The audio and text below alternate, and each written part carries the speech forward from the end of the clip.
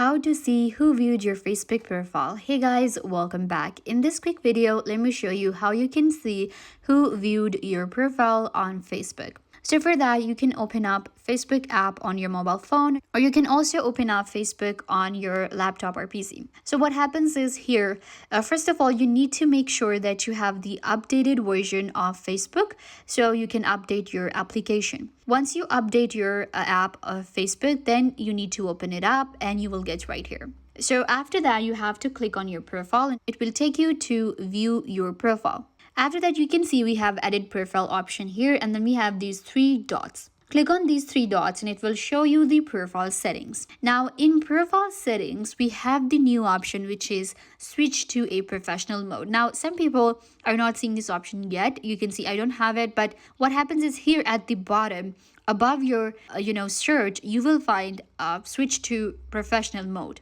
So you have to select that option and your profile will be switched to a professional profile as a digital creator or a business profile. And that's when we can see our profile views. We get the profile view option right here in the profile settings again. So once you switch the account, you're going to get back and then you will click on these three dots and it'll show you, views on profile option and you will be able to see it.